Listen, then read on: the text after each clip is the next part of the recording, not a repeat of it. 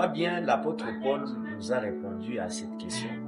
Dans le livre d'1 Timothée 4, le verset 13, la Bible dit, en attendant ma venue, consacre-toi à la lecture biblique des Écritures et à la prédication et à l'enseignement. Si je me limitais là, vous allez vous rendre compte que l'apôtre Paul demande à Timothée de se consacrer à la lecture. Mais posons-nous la question, la lecture de quoi? Ça aussi. Vous allez vous rendre compte que l'apôtre Paul est en train de demander à Timothée de s'appliquer aux choses, aux enseignements que lui a laissés à Timothée. Pourquoi? Parce que ce sont ces enseignements-là qui vont permettre à ce que Timothée puisse se démarquer, mais aussi, si nous revenons dans le verset 12, ce sont ces enseignements qui vont faire à ce que Timothée, dans son service pour Dieu, qu'il ne soit pas méprisé. Okay. Et c'est comme ça que, comme tu l'as dit, c'est avec beaucoup de regrets que nous remarquons les jeunes aujourd'hui déjà qui se lancent dans le service de Dieu, mais tout en ignorant un point très important qui est l'enseignement. Beaucoup de jeunes ne sont pas enseignés. Okay. Et comme conséquence, nous avons tout ce qui se passe aujourd'hui au milieu des jeunes. Nous avons tout ça. Et même quand vous lisez le livre d'1 Samuel, le chapitre 3, vous allez comprendre quelque chose. La Bible dit que Samuel était au service de l'Éternel au pied d'équipe, au pied d'équipe. Autrement dit, le service de Samuel était accompagné par un enseignement. Et quand nous partons même loin, ce qui a poussé à ce que le fils d'Éli puisse se corrompre, c'est du fait que le fils d'Éli n'avait pas un enseignement. Comment? Il n'avait pas un enseignement venant de leur père. Parce que la base même des enseignements qui cadrent avec le service doit venir de ton père, doit venir de ton encadreur. C'est comme ça que si nous raterons encore au début de ce même chapitre, l'apôtre Paul nous dit quelque chose. Il dit, cependant l'Esprit déclare clairement que dans le dernier temps, plusieurs se détourneront de la foi parce qu'ils s'attacheront à des esprits trompeurs et à des enseignements inspirés par des démons. Vous allez vous rendre compte aujourd'hui, des jeunes aujourd'hui, au lieu de suivre les enseignements de leur encadreur, de leur père, ils se mettent à suivre des enseignements de personnes que eux considèrent grands, mais qui en réalité, quand nous regardons sur le plan doctrinal, ce sont des personnes qui se sont déjà égarées de véritable doctrine. Et je suis même en train de croire qu'au temps de Élie n'était pas le seul sacrificateur. Parce que je me dis, d'où vient à ce que le fils d'Élie se mette à coucher avec des femmes, à voler même les offrandes dédiées à Dieu? D'où vient à ce qu'ils soient en mesure de pratiquer toutes ces mauvaises choses, alors qu'à ce temps, nous connaissons que seul leur père était sacrificateur? C'est qu'en réalité, il y a des enseignements que le fils d'Élie suivait à cachette. Il y a des modèles que le fils d'Élie suivait à cachette. Justement. Et ces modèles ont fait à ce que le fils d'Élie puisse se corrompre. Et en dehors des enseignements, je peux même peut-être finir par là, et peut-être continuer après. C'est aussi, la jeunesse aujourd'hui manque de véritables modèles. Il n'y a pas de vrai modèle aujourd'hui pour la jeunesse. L'apôtre Paul est en train de dire, soyez mes imitateurs comme moi je le suis du Christ. Mais vous vous rendez compte aujourd'hui, des personnes qui peut-être on pouvait s'inspirer d'eux, ce sont des personnes qui eux-mêmes déjà ont du mal à s'inspirer du maître. Quand nous parlons du maître, nous parlons de Jésus. Parce que toute inspiration, toute imitation, tout ce que nous pouvons poser comme acte en réalité, ça va venir de Jésus. Et c'est Jésus qui est notre maître et c'est lui-même notre modèle par excellence. Et le véritable problème de la jeunesse aujourd'hui, c'est ce manque de modèles, ce manque de personnes capables de les ramener. Parce qu'être modèle, ce n'est pas seulement faire des choses pour épater les gens, mais c'est aussi être à mesure de ramener les autres dans la bonne voie.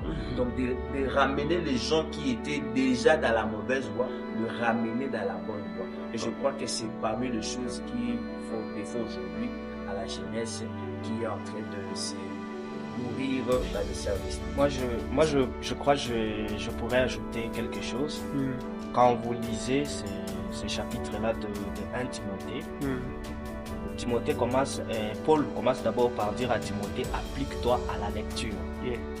J'ai aimé quelque chose que ma sœur Sarah a dit. Il faut d'abord connaître la personne que vous voulez servir. C'est-à-dire, la majorité des jeunes aujourd'hui, nous voulons servir la personne que nous ne connaissons pas. C'est ce qui fait à ce que tous nous sommes en train, vous allez voir que tous nous sommes en train petit à petit de nous égarer. Justement. Et d'une part, je dirais que la faute revient aussi à nos pères. Parce que le prophète Bernard a dit, ça dépend aussi de l'enseignement que le père nous donne. Ouais. Mais aussi, il y a, c'est pas moi, c'est qu'on dit, un beau-père qui cherche à cajoler les fils. Donc, si je les traite d'Irma, hein? J'aime une fois qui s'en on dit, mtoto anastairi na fimbo. Quelque part, on dit ça comme ça. Ouais. Quand il faut fouetter, il faut fouetter, justement. Et vous allez comprendre que la majorité de nos pères n'arrivent pas à nous traiter, nous, d'Irma. Okay. Parce que, vous savez, quand on parle de l'enseignement à une personne qui ne connaît pas l'importance, l'utilité de l'enseignement, en tout cas, il faut vraiment tout simplement les forcer. Parce que sinon, il ne pourra pas suivre ces enseignements-là. C'est comme ça que, même avec les fils d'Élie, ils n'ont pas si s'appliqué aux enseignements que le père pouvait leur donner. Pourquoi? Parce que le père pouvait dire non, ça ce sont mes enfants, toi césarienne. Justement, c'est ça. Alors, quand on traite, ça c'est déjà un appel que j'aimerais vraiment lancer à nos pères. Vraiment, soyez durs avec nous. Okay. Soyez durs. Okay. Cela va nous aider à pouvoir avancer dans l'œuvre de Dieu, dans les services. Et pour que nous soyons des modèles, il faut qu'on soit vraiment taillés. Ça, c'est Christ lui-même qui est en train de dire. Ça, nous devons vraiment être taillés au modèle du Christ. Okay. Et pour que nous soyons taillés au modèle du Christ, nous devons accepter de porter notre croix. Parce que porter la croix, c'est aussi une des façons d'être taillé. Okay. Parce que déjà, quand tu dois porter la croix, tu dois te courber. Donc, tu dois t'incliner. Justement, tu dois t'incliner. Voilà. C'est comme ça. Donc, on doit nous apprendre ces choses-là. Et je crois que ça va nous aider. Vous avez appelé nos pères de nous traiter durement. Ouais. Papa Sylvain, Papa Dadi, Papa Dieu merci, vous êtes à l'écoute de cet appel.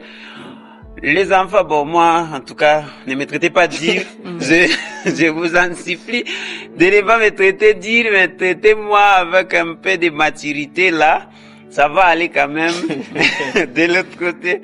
En tout cas, merci beaucoup de l'autre côté. Je crois que c'est important. En tout cas, c'est sujet qu'on est en train de parler. Je crois que c'est très important.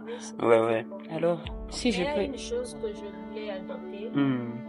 Au-delà de l'enseignement, l'insuffisance de l'enseignement, au-delà de modèles inspirants que la jeunesse mate, mais une chose, comme la sœur avait dit, pour mieux servir, il faut connaître qui on sert. Yeah.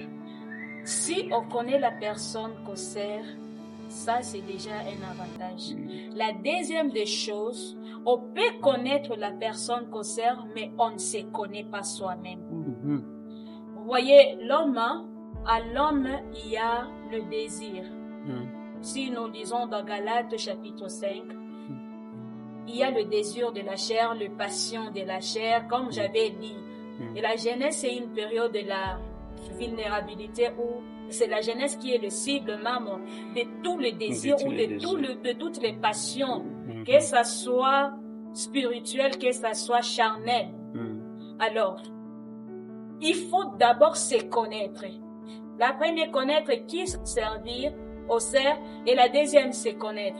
Parce que si je me connais, si la jeunesse se connaît très bien, il saura mon point fort c'est lequel, mes faiblesses sont lesquelles. Alors, il met les 2 points sur la balance et il brise le point faible, ce qui peut le rabaisser, ce qui peut l'empêcher à mieux servir la personne qu'il connaît. Justement. Mais aussi, s'il vous plaît, Maman Grace, il y a quelque part où j'aimerais peut-être moi aussi m'insérer. Parce que vous voyez, quand on dit se connaître d'abord soi-même, c'est difficile. C'est difficile pour une personne d'admettre. En tout cas, vous allez constater avec moi, la jeunesse d'aujourd'hui, si on était conscient, on pouvait déjà se dire que ici, là, en tout cas, moi, je ne mérite pas ça, je ne mérite pas ça. Vous voyez, quand on dit se connaître, mériter par rapport à quoi? C'est-à-dire la jeunesse, parce que la maman Grace est en train de dire, on doit d'abord se connaître, n'est-ce pas? On doit se connaître. Non, non, parce que si on parle là, on risque d'oublier certaines choses. Oui, justement. Parce que quand on dit se connaître, c'est-à-dire que moi je connais mes faiblesses, tu vois. C'est là où je suis en train de dire que c'est difficile pour certaines personnes.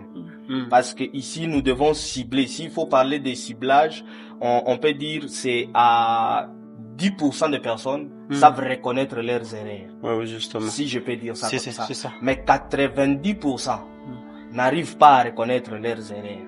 C'est comme ça que pour moi, j'aurais beaucoup plus préféré à ce que l'on nous aide. Parce que la personne qui t'observe, un père, c'est celui qui, en t'observant, connaît déjà ça. C'est comme ça même Christ est en train de dire. Il nous donne ce qui nous est utile. Il ne donne pas ce que nous lui avons demandé, mais il donne ce qui est utile. C'est-à-dire par l'observation, il s'est donné que ça mérite. Mais moi, comme ça, venir me dire, oh, frère Fabien, ouais, non, on va orgueiller, takata. Ouais, justement. Il y a plusieurs jeunes qui désistent face à ça. Tu dis comme ça, lui refuse. C'est dit, non, moi, je suis humble. C'est ça, il faut toujours faire attention. Vous savez, la conscience. Oui. Même si tu peux refuser devant la personne qui t'a parlé, mais à soi, quand tu te retournes dans ta chambre, ça ne trompe jamais. La conscience peut te dire quelque chose. Justement. Et ici, c'est vrai, je suis orgueilleux.